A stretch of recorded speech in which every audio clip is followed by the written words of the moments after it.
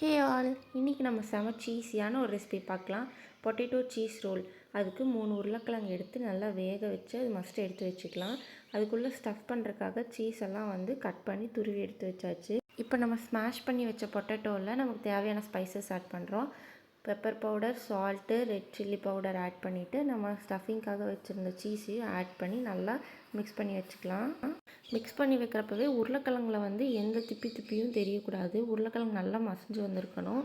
அதுக்கப்புறமா கொத்தமல்லி தழை, கார்ன்ஃப்ளவர் இது ரெண்டையும் ஆட் பண்ணி நல்லா மிக்ஸ் பண்ணிவிட்டு நம்ம ரோல் பண்ணி எடுத்துக்கலாம். அது ரோல் பண்ணதெல்லாம் கோட்டிங்காக பிரெட் க்ரம்ஸில் நல்லா ரோல் பண்ணி நல்லா எல்லா பக்கம் அந்த பிரெட் க்ரம்ஸ் நல்லா ஸ்ப்ரெட் ஆனதுக்கப்புறம் அது ஒரு 2 மினிட்ஸ் செட் ஆக வச்சிடலாம். அதுக்கப்புறமா அடுப்பில் ஒரு வடைச்சட்டி வச்சு அதில் எண்ணெய் விட்டு நல்லா காஞ்சக்கப்புறம் ஒரு ரோலாக போட்டு நல்லா கோல்டன் கலர் வர மாதிரி விட்டு ஃப்ரை ஆக வச்சு எடுத்தால் பொட்டேட்டோ சீஸ் ரோல் ரெடி. கண்டிப்பாக இந்த ரெசிபி உங்கள் வீட்டில் ட்ரை பண்ணி பார்த்துட்டு எப்படி இருந்துச்சுன்னு கமெண்ட் பாக்ஸில் சொல்லுங்கள்.